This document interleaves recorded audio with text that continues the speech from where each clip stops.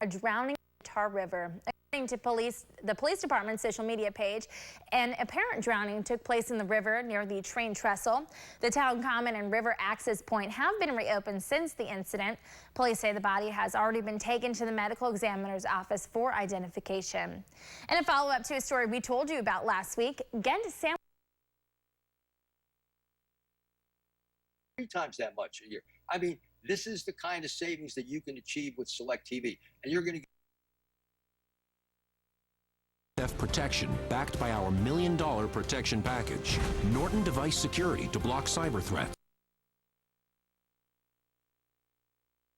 Or this video before. So that was the music video for the song Stupid by Ash Nico featuring young baby Tate, which has recently been blowing source of income at the moment. Her kids are between the ages of 6 and 10, and she says she goes with them each day to sell what they can to try to make ends meet. Ari Height went to meet them and hear their story.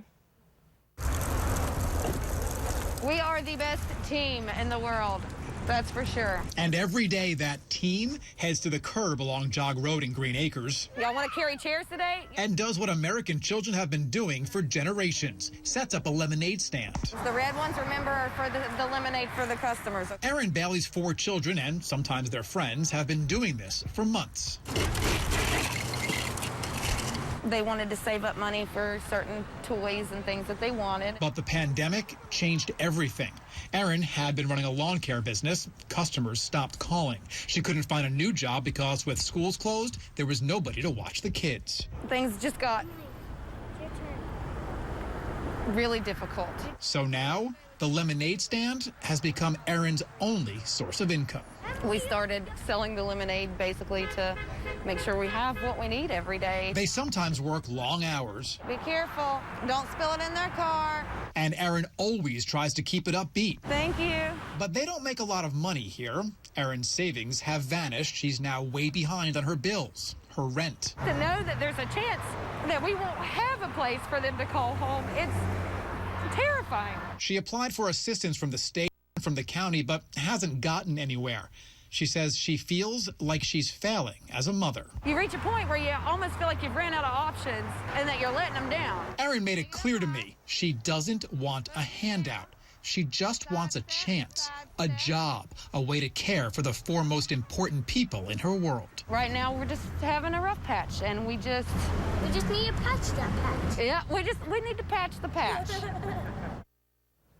A Minnesota man is recovering after being pinned under a large tree for 4 days. Deputies received a call last week requesting a welfare check for 59-year-old Jonathan Siplecha after he failed to show up for work for 2 days. When they found no sign of the 30-year law enforcement veteran at his home, deputies began searching his property. Well, searchers eventually found him nearly 100 yards from his home. He was down a steep grade in a ravine with both of his legs pinned under a tree. His body was also pushed up against the trunk of another tree. His son Miles says his father kept from panicking while trapped for 100 hours. As the sun would go down and the insects would come out, he would kind of be listening to, the shift in the wind within the leaves, and then he would notice what birds start singing. The rescue took nearly 2 hours. Fire officials say one wrong move could have ended with him being crushed. Well, multiple boats in a parade supporting President Trump sank on Saturday. That's according to the Travis County Sheriff's Office. The vessels were on Lake Travis, northwest of Austin, Texas. The local sheriff's office says it received many calls of boats in distress, but the total number in the incident are still unclear. Well, at least 300 people have been arrested amid protests in Hong Kong on Sunday. Protesters took to the streets once again to voice their concerns after the government postponed local elections set for Sunday. Citing the pandemic, the Hong Kong government has pushed off elections until 2021.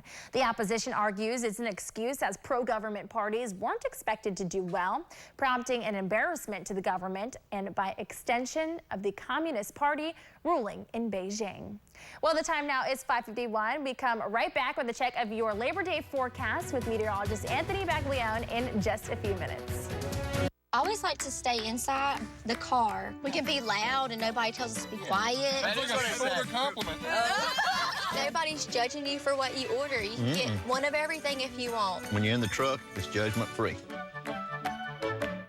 Duke Energy is ready to help you through this year's hurricane season.